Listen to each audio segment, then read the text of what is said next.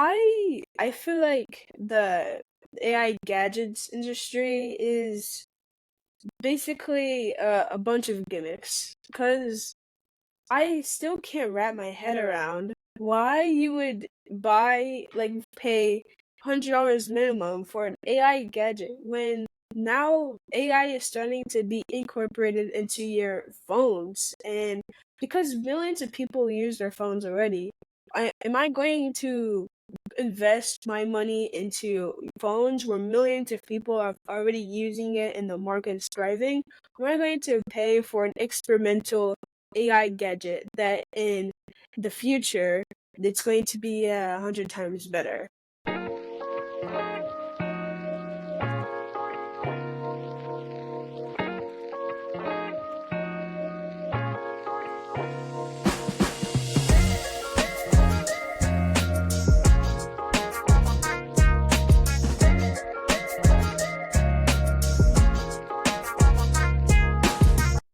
Hey everybody, and welcome to my podcast AI with Alex.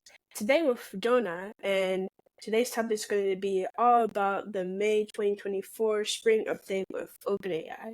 Before we get started, can you tell us a little bit about yourself? Right. Thank you very much, Alex, and thanks again for inviting me to your podcast.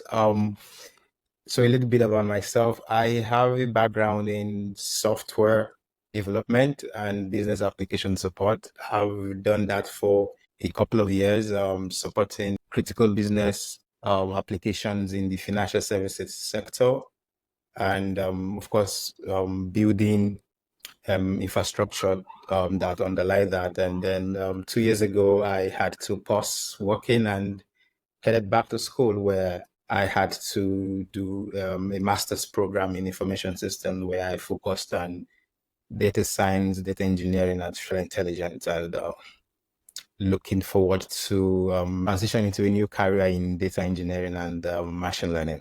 So that's all about me. Thank you so much. You're welcome. Nice. Okay, so um let's talk a little bit about this new flagship model OpenAI released. I think it was Monday, I think it was Monday. This Monday. It's basically ChatGPT 4o. The O, if you're wondering, and 4o, it basically stands for omniscience, which Right. basically means the ChatGPT can now um, see and hear as well. So you can talk to ChatGPT and it'll actually talk like a real human in a conversation instead of just typing.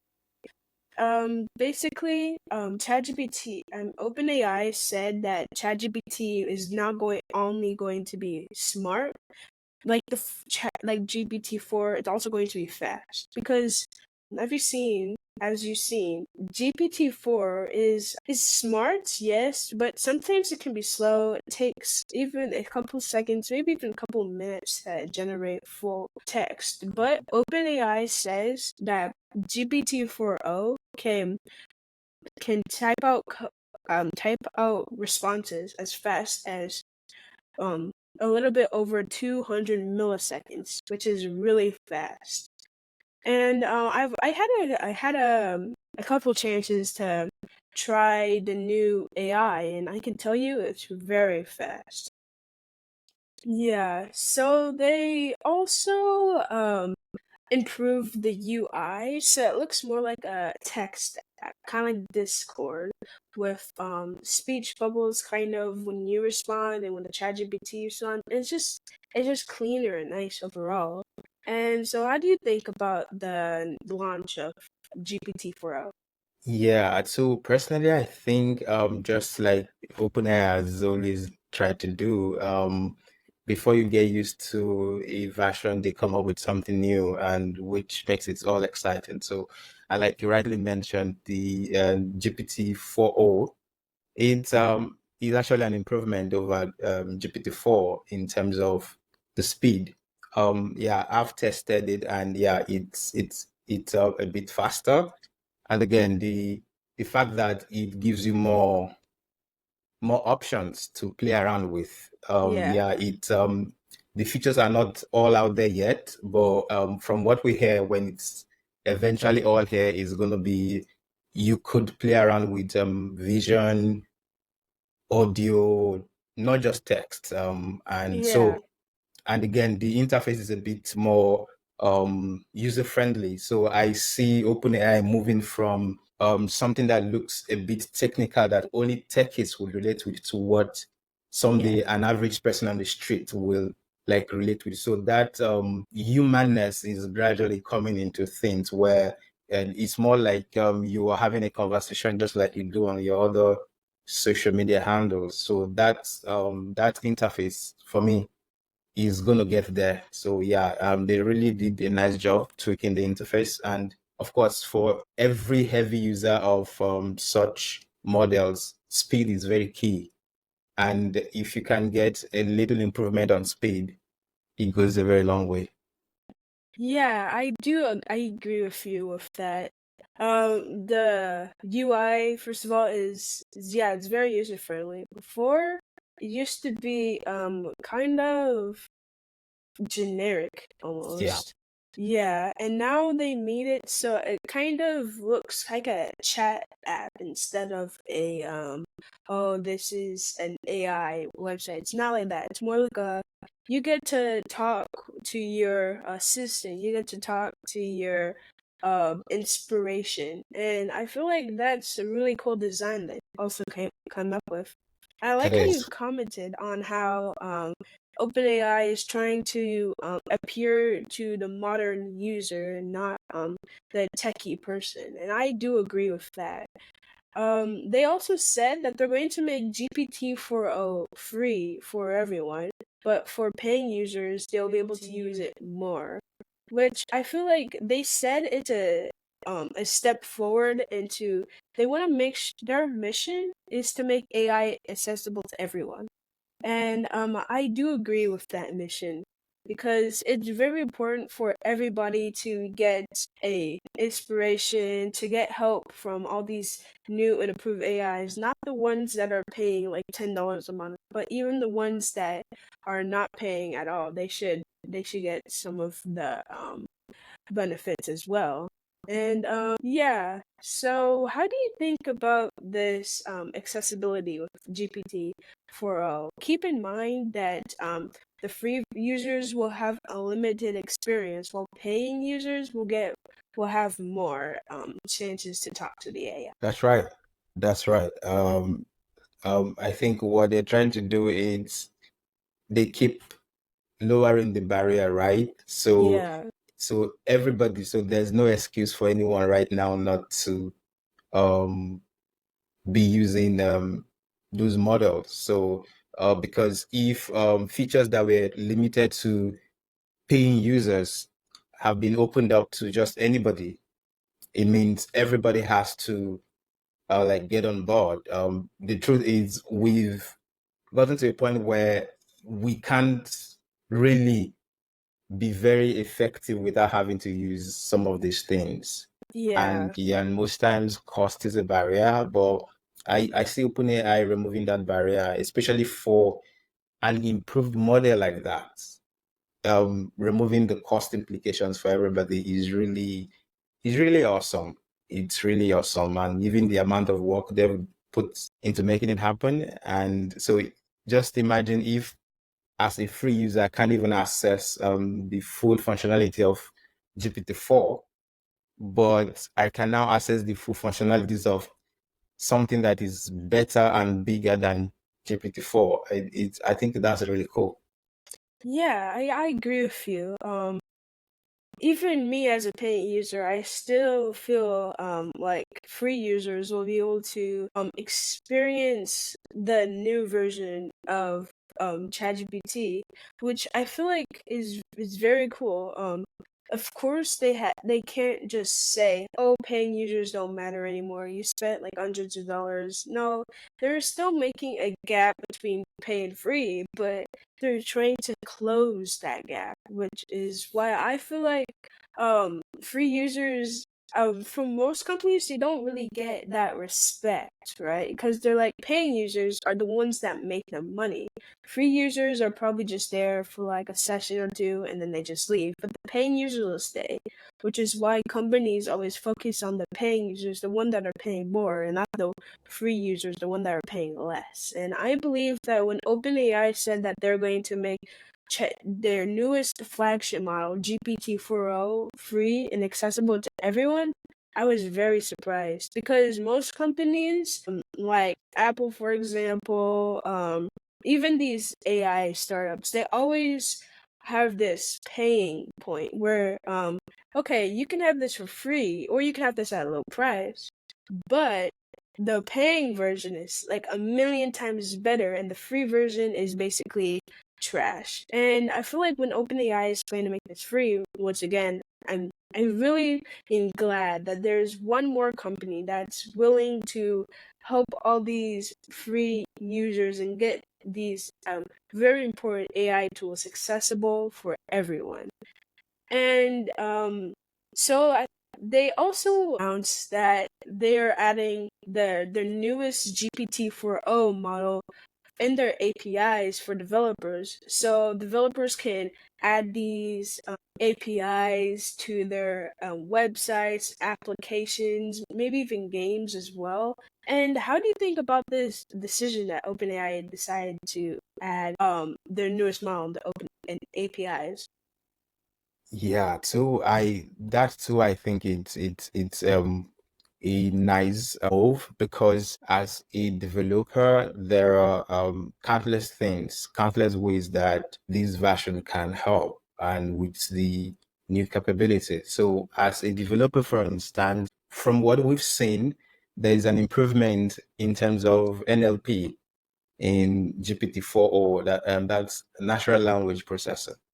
So, from not even going technical just yet, just from the point of your software documentations, because the model has a superior NLP capabilities, it could help with software documentations, for instance, because it helps you can get faster working on your documentations for your software. Debugging becomes much easier because this model is it's faster. And so imagine if you submitted a code to GPT-4o, because the contextual awareness is now better.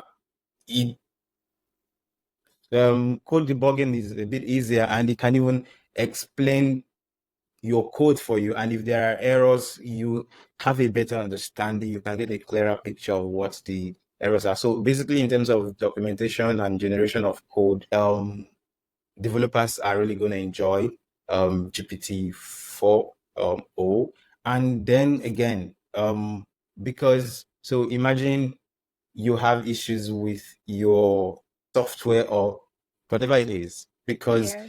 GPT-4o has access to a larger expanse of data. You will get better support because it's better than the previous version. So it's exposed to a bit more of information that can help you get support in whatever area that you need it. And again, because it can now have a more sustained conversation. So basically, I think we're going to see more intelligent conversational agents that could actually help with um support, technical support, and for me as a developer, debugging of code and code generation, because we're in that era where you don't have to start writing your code from the scratch. There's no need anymore. Yeah, you can't just lift what you get from these models and use it, but it can lay the foundation for you. So code generation and interpretation is going to be a bit easier with GPT-4o. Yeah, I do agree with what you're saying that developers are going to be able to benefit from this new GPT-4o model and the API as well. There's actually a demo in the Premiere, or was it live? No, it was live. Sorry. It was basically where somebody had a piece of code, I think it was Python code, and Yeah. they basically used their mobile phone from because they had their phone had the ChatGPT app, and they could actually talk to it like a human conversation, and Right. the text to speech sounded so human like. You couldn't. There's like filler words like I mean, and there's also there's also it just sounded like a human, Right. and they just showed their code, and they even had the desktop app as well. They're actually OpenAI is releasing their own desktop app where you can basically show ChatGPT, share your screen, and it will basically look at your screen and tell you. You can ask questions like, "What is this code showing? How what's this bug? Like, how can I fix it?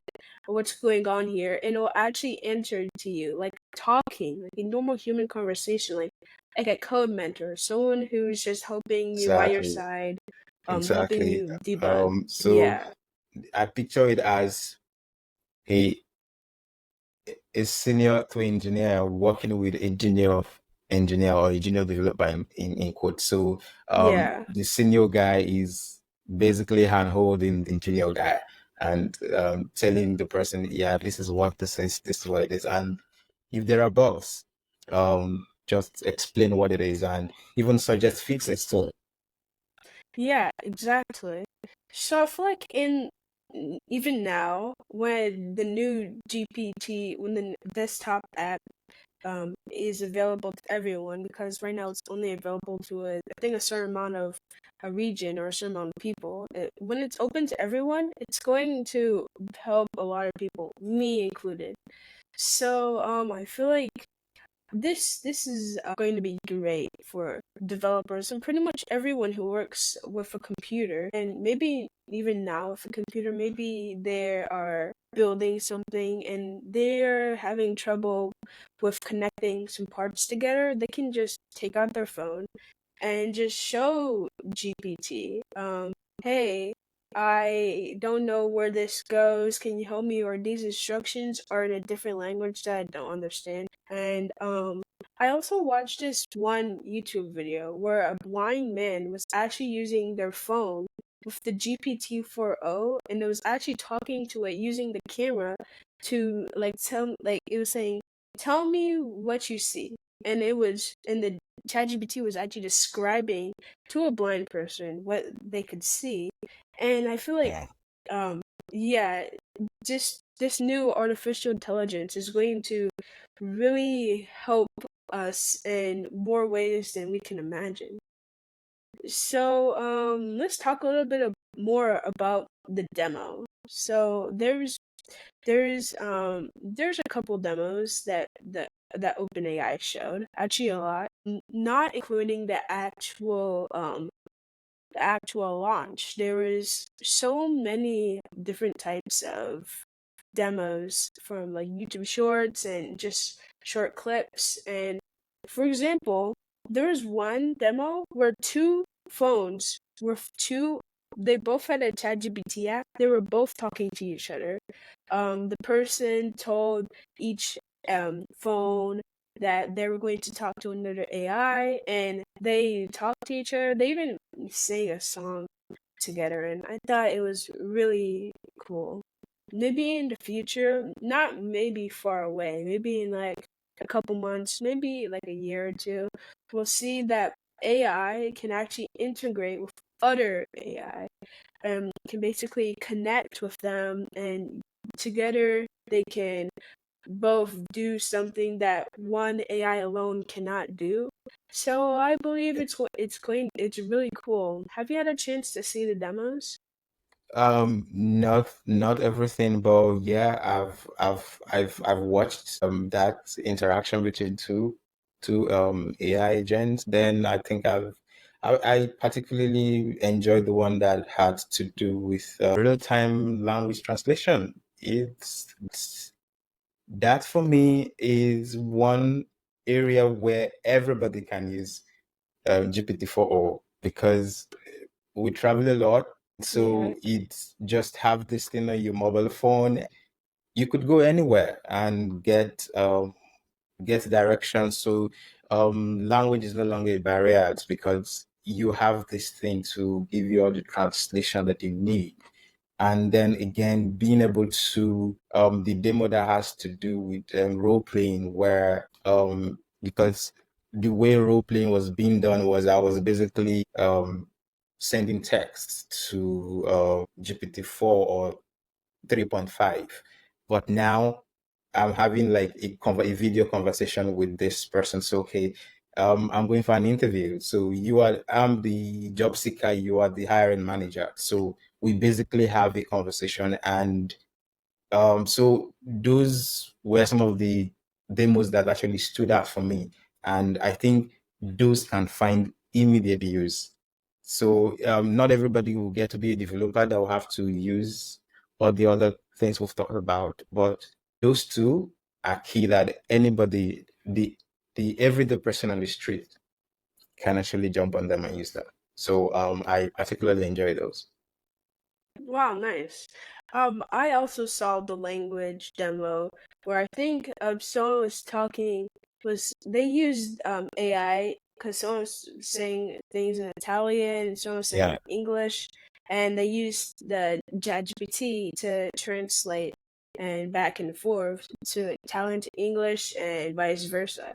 And when I saw the demo, I was too very impressed because in the past AI, even Google Translate was not the best when it came to translating, especially some languages that are not popular. Like yeah, yeah, so when I saw it, and they were and the ChatGPT had like an accent to it, like an Italian accent. I was very impressed because all these AIs back then they weren't very good, and now I feel like AI is starting to rapidly change now.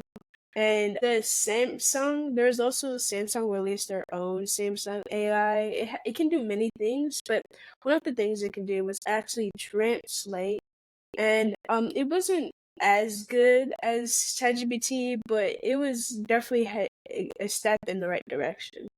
And yeah, yeah, I believe that the translator can really break the language barrier and help everyone and help be accessible to everybody. And yeah, so there's also the camera as well. Someone was doing a math problem and they basically used the AI as a tutor, and they basically like showed like a linear equation, and they asked ChatGPT, "How can I solve this?" ChatGPT told, "Okay, first you have to move the constants to one side of the yeah, equation. How can you do that?" It wasn't telling him the answers, but it was giving him hints, and I feel like that's that's a very good step in the right direction because sometimes I need help with like homework, and I could just literally use ask ChatGPT, "Hey, can you be my tutor? Can you give me some hints, but don't actually tell me the answers because that would be cheating, obviously." oh yeah. So I do believe that these AI tutors are definitely going to one day replace tutors, but it's only a matter of when, not a matter of if. So yeah, what do you think about this how you can literally use ChatGPT can see the world using your phone camera? Oh, yeah, like we've heard it's for me it's a game changer really, because the way I see it personally, it's all about improving human computer interaction. Because if the AI has access to my device camera or microphone, it makes the interaction easier. And the fact that because yeah, like almost every device now has, especially the ones that we use most of the time, has a camera. So I can um I can use it anywhere. Imagine Yeah. I'm on the street, I just like you mentioned, the blind man that like the AI was like a guide to him, or because the AI leveraged device capability to like describe, okay, I'm capturing the scene of the street, and I could and it could tell the blind person, okay, this is a crossing here, there's a tree here, there's a car coming, and all of that. So if I've been able to leverage that, means we can basically use this thing anywhere. And of course, I see that in the future, there could be an extension of that capability where um, just imagine just imagine where someone is in the field, and so we saw a demo of the AI serving as a math tutor, right? Yeah. So it can be extended beyond just solving equations. It can engineers in the field can actually just put their camera on whatever they're working on, and the AI will walk them through very difficult situations, or even a medical personnel can actually do that. Okay, I'm looking at this patient, I don't know what to call this thing, and because the camera is there to capture it, the AI has access to it. Yeah. Because I think the challenge has always been how to feed input to the AI model. Yeah. But now we have more than one option: texts, vision, audio, and all of that. So for me, being able to give a video input to the AI makes life much, much easier, because yeah, and of course it's going to still use the NLP thing and does all the work behind the scene and walks me through, like in that case, the steps to arrive at a particular answer, and not just giving me the answer. So yeah, and that can be employed in different fields, just beyond the classroom, in the field, in medicine, in whatever field at all. Yeah. I do agree with you in how the AI can help guide using a camera, and it can basically has kind of like sense in a way where it can interact with the world. You don't need to describe what you're looking at or what you're doing. You can just show the camera.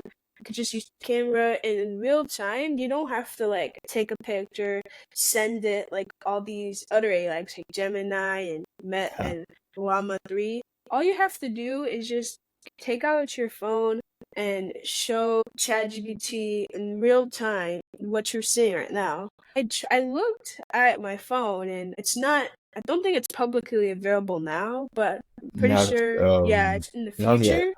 Not It's yet. going to be publicly available. And yeah, so while I was watching the event, I was like, wow, all these AI gadgets, including the Rabbit R1, they're basically gone. Cause like, why would I pay dollars for a device that's slow? The battery runs out in like 2 hours, and it's it's very glitchy and clunky. When I have my phone, I have an app that's free. Every GPT-4o is completely free, and I could just do it for free. Why do I need the Rabbit R1? Like, you could use a camera, and why would I use it? Because basically all the features the Rabbit R1 has, GPT also has.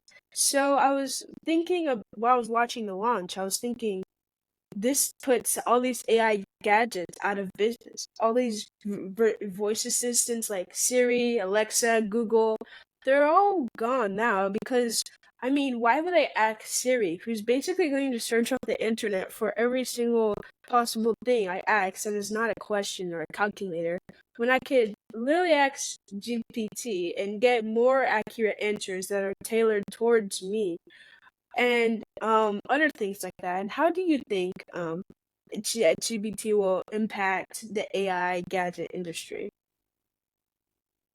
Yeah, so I think that with the way they are going, and especially put other businesses that provide similar services at risk, because like you said, it's and especially with the business model that they are introducing right now, where I don't need to pay so much to have access to all those features, whereas all the other guys are charging so high. And again, I don't need so much compute resources to be able to use GPT-4o or the similar or even the previous version. So it's really going to affect them. But what I think can happen is they don't necessarily need to go out of business. They can actually work with this model, maybe embed GPT in their own models and make it Yeah. and enhance the functionality, because instead of just going out of business, because like you said, people are going to want to go with GPT-4o instead of those other AI assistants. But yeah, they can always collaborate. And I think it's going to, because they already have the customer base, and here comes a very popular AI model. So why don't just work with them? Why don't you just work with them? Just embed OpenAI's offerings underneath yours and still retain your customer base, and maybe look at the cost implications too. You can actually look at reducing the cost. So overall, I think the user is the biggest beneficiary of everything that is happening. So whether those other guys decide to go out of business or they decide to work with OpenAI, because at the end of the day, this whole thing is being democratized, which will eventually lead to lower cost and more accessibility for everybody. Yeah, I do agree with you. About how you either it's better to join, collaborate with GPT in your voice assistant, for example, and make it better than try to compete and then eventually lose because ChatGPT is advancing so fast. And I do agree with that, but I feel like the AI gadgets industry is basically a bunch of gimmicks, because I still can't wrap my head around why you would pay $100 minimum for an AI gadget when now AI is starting to be incorporated into your phones, and because millions of people use their phones already, am I going to invest my money into phones where millions of people are already using it and the market is thriving? Or am I going to pay for an experimental AI gadget that in the future it's going to be 100 times better? I mean, I'm not saying that all these AI gadgets are not getting money. I'm pretty sure I read an article how Rabbit got $10 million in funding for their AI. But I feel like in the future, it's either AI gadgets are going to be gimmicky, or you AI gadgets are going to be gimmicky. In the future, you could have like all these future movies. They have these things where they're like, "Oh, there's this gadget that can like do this, do that." It's obvious. Your phone is the ultimate thing. Like there's Google Lens, so you don't need to search something. Use your like Humane and I pin. Do that.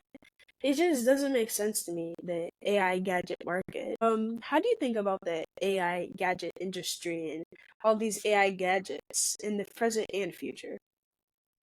I think that because at the end of the day, it's all about competition, right? Yeah. Companies will always want to outdo each other, outdo one another. So yeah, they were saying OpenAI, and the way they are going, I don't think, at least for the foreseeable future, I don't see any other person coming to like overtake them.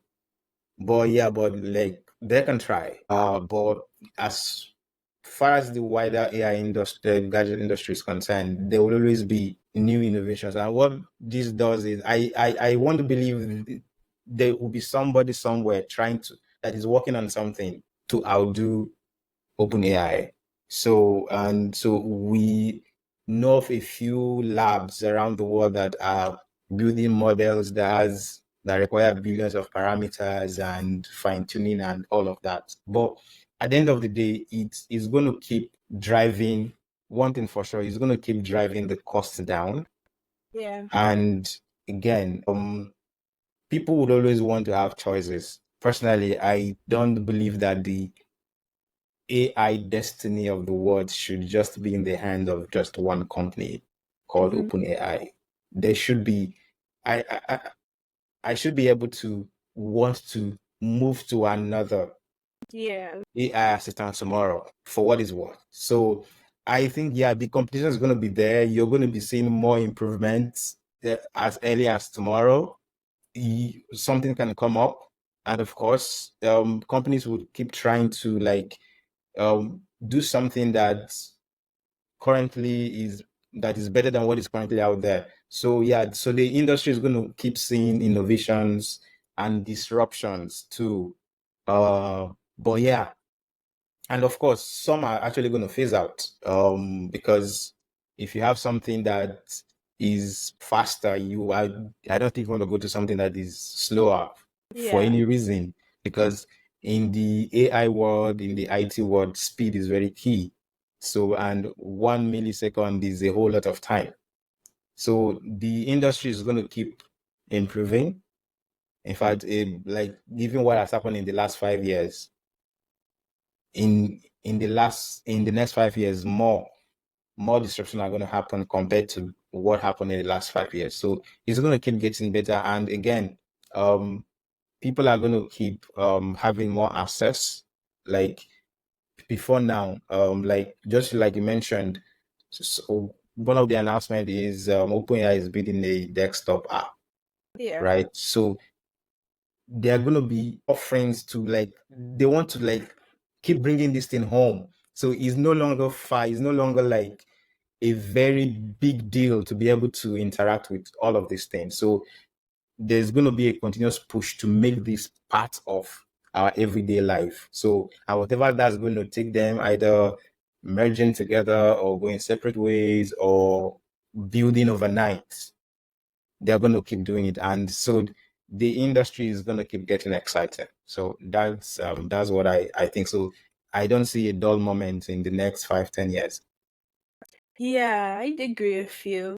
Um, I do see, and I do see how companies are improving every day, and AI is just rapidly changing, and like even tomorrow we can see a big change in the industry. And I also do agree with you on how we shouldn't have the fate of the world resting on one company, because that's one opinion, and we don't know what the if the AI, we just hope the AI company is not bad if we have to have only one company, but we should be able to have hundreds, maybe even thousands of companies that we can choose from. Like, okay, this one may be faster, but it's more expensive. Let me go to this one instead of being like, man, this is the only option. It's the fastest. It's the this, it's that, and if I go to any other option, it's a million times worse. That shouldn't happen. There should be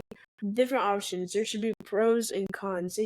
Pros should balance the cons, and it shouldn't be the cons overtaking the pros and one company being the best company ever. Because what if they mess up? I Right. mean, we are human.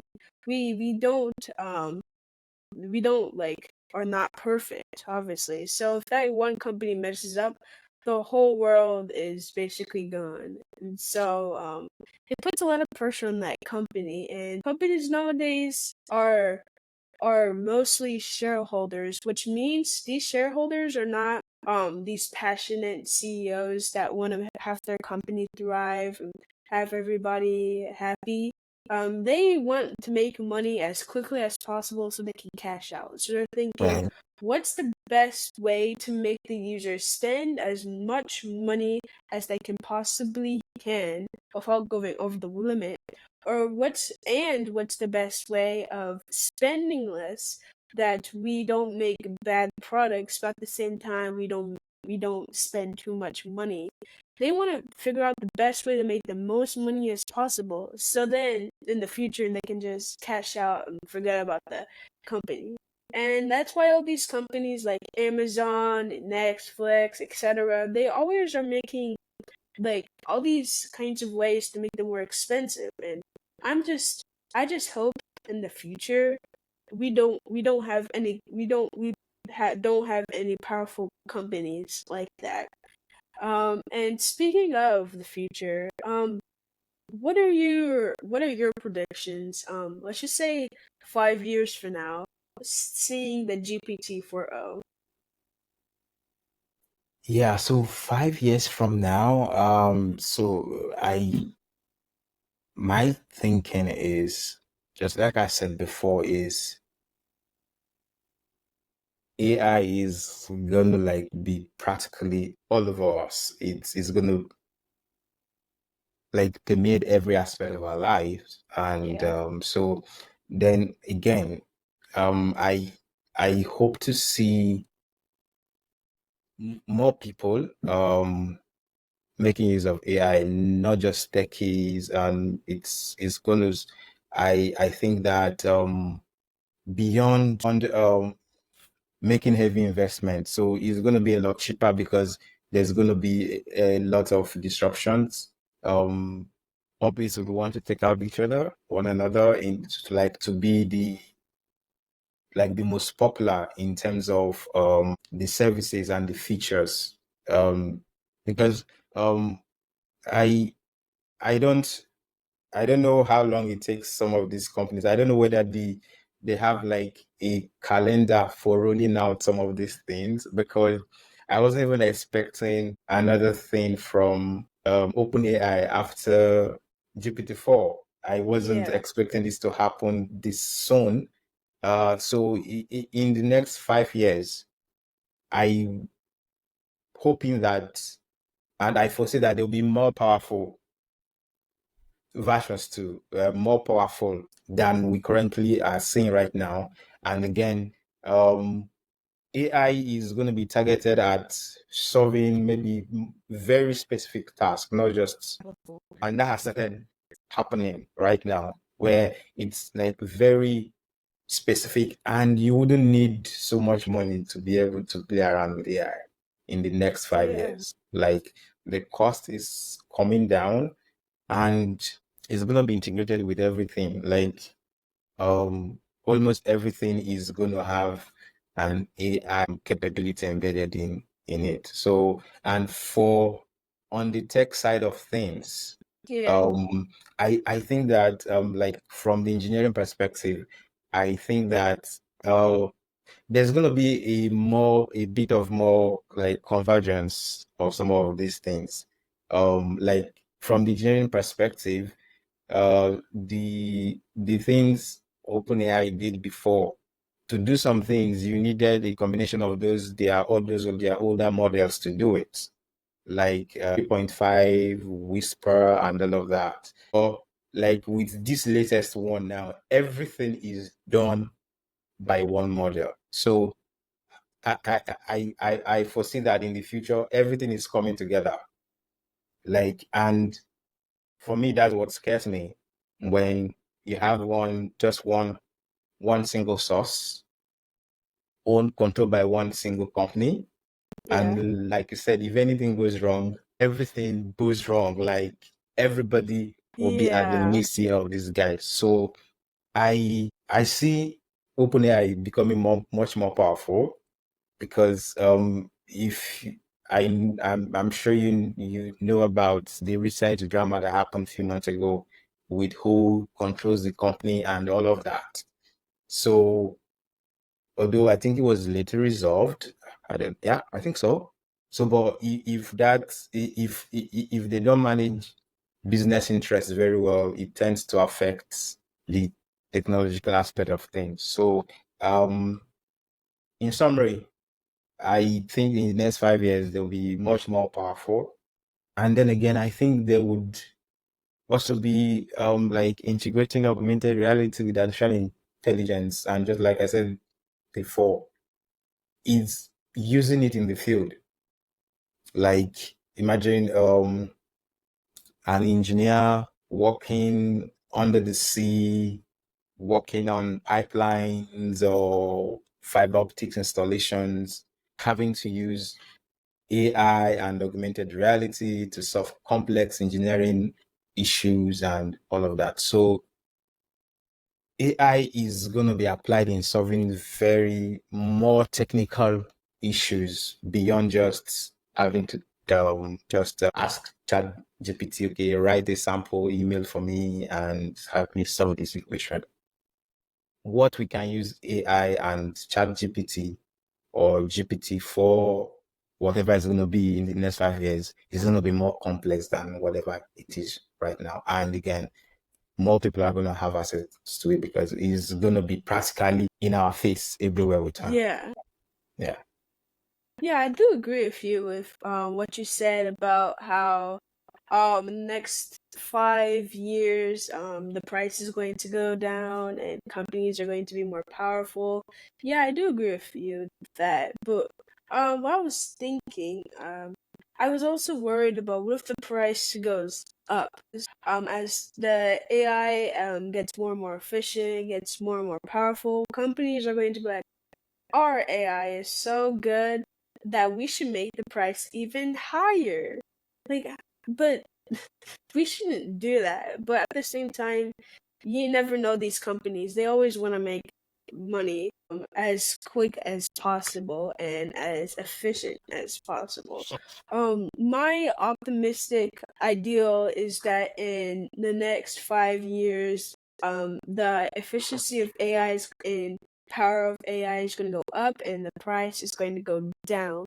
But also um, realistically, companies could just make their recent models lower priced and their better models higher priced just for the money. And I don't think that's the best way in terms of ethics, but companies, they just want to make money as quick as possible because after all, the reason why companies exist is to make money. Yeah. So, yeah, and thinking of OpenAI, in the next 5 years, I feel like they're definitely going to try to make AGI as well. I've heard some talk about how OpenAI plans to make some AGI in the future, artificial general intelligence. Right. And I think that's a pretty cool goal because right now AI doesn't create anything new. I mean, you could say that ChatGPT can generate art, but it's just looking at the millions of data it has and creating it based on that data. So when it tells you like that we ask it to generate an essay, it's not making that essay. It's just taking data from whatever it has and spitting it out based on what it thinks is good. So, positively, I feel like AI is when it gets AGI, it'll be able to create new data, and it won't just regenerate data as it's doing now, which is why it's not perfect. But also in the future, as AI starts to advance, companies are going to try to find a way to make money out of it as much as possible. Just because as the AI gets better and better, people are going to be more dependent on AI. It's kind of like their phones. Like people can't live without their phones now. And if you just so companies will figure out like, okay, we have to make sure they pay so much money because AI, they need this AI, and they're willing to do basically anything for it. So we'll charge them a lot of money for it, and they will have no choice but to pay. But also at the same time, companies can be like, you know what? Our cost for making AI is going down, so let's make our price lower. But you never know companies. I'm hopeful that they're going to make their prices lower as OpenAI is doing with their GPT-4o, but we will never know for now. Yeah. We'll just have to wait and see. And I like it what you said about optimism. We can only hope for the best, and I also hope that there can be a bit of regulation, no matter how little that would be, because, like we both said, just having the fate of the whole world in the hands of few corporations, most of who are just profit after the profit and all without. So I think also that governments around the world too can start doing something and trying to be do a kind of an oversight, no matter how small, on these on the way AI is deployed and finally priced. Because if it gets to that point where, because they now see that we are overly reliant on AI, and they Yeah, decide to just increase the pricing at will without any consideration, there should be someone to like say, hey, you can't do this. yeah, And I think in some part of the world, like in Europe, they've started doing some kind of like oversight and say, hey, there are things you can do and there are things you cannot do.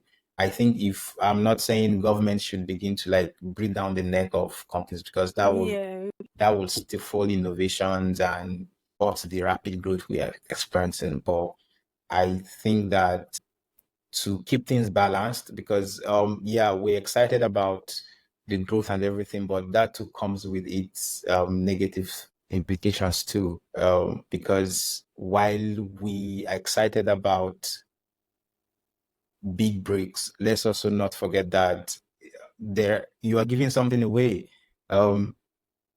Because there are like ethical issues, data privacy issues, and all of that. So of course, the more excited, the more rapid the growth, the more we're exposed to the negative aspect of these things. So there should be someone somewhere that should be able to like, hey, say, hey, you can go this far, but not this far. And so yeah. on that way, everything, there's a like a balance between growth and exposure to the negative implications of that comes with that growth. Yeah, this got me thinking about in the future, very, very far in the future, we have artificial superintelligence. Right. Um, I was wondering, like, how are we going to control AI? It's not like at a point we could just say, okay, we're good, AI is good, let's just stop everything now and just keep it. We can't do that. AI is going to keep advancing. As humans, we naturally think, what's next? What are we going to do now? So, I was just wondering about your opinion on, let's just say 50 years from now, when A ASI is a thing. Um, what do you see in the future about how we can regulate and keep everything in control? Uh, yeah, like when you put it that way, it makes it even more critical why we need some form of regulation and intervention. Because when when that time finally comes where we have artificial superintelligence, and that even takes me back to the demo of two AI agents talking in during the announcement from OpenAI. So I was just thinking, like, what if tomorrow these AI models decide to conspire and hijack everything? What happens? Because when they begin to communicate with each other, there's no limit to what they can do. It I think if we are going to be able to control it, then the foundation for that control has to start right now. And like, it doesn't have to be something very stifling, or but yeah, to just so that just something that reminds these companies or these developers that, hey, Yeah, things can go wrong, that someday you're even going to lose control over what you're creating. So and so if you can build that mindset over 50 years, so when artificial superintelligence finally arrives, you could have I don't even um I don't even have I can't even create a picture of what that's going to look like, but there has to be Yeah. something. Remember that the more you do it, so you don't want to stop people from being innovative, right? You want them to like be as innovative as possible, bring out the best features as powerful as they are, just bring them on because we want to change the world. But there has to be something, there has to be someone that will say, hey, what are the implications of this? And what can we do to like limit the adverse effect of these things? So for me is to build have a framework for those regulations. I know that EU, for instance, they've started working on the framework for adoption of AI. So it's still in the infancy stage, but it's a step in the right direction. Especially when it comes to privacy and what is ethically right or wrong. But something has to, especially when that time comes. And because if you see what we're dealing with when it is just artificial intelligence, when it is now super intelligence, things can actually get out of hand. Of course, it's going to make the world more interesting. These things, there's always a trade-off. For one feature you're getting, there is something else you're losing. Yeah. And there has to be the foundation for that control has to start being laid today so that when that time eventually comes, we can have a very strong framework for controlling the use and adoption of AI. Nice. Well, thank you for being on my podcast.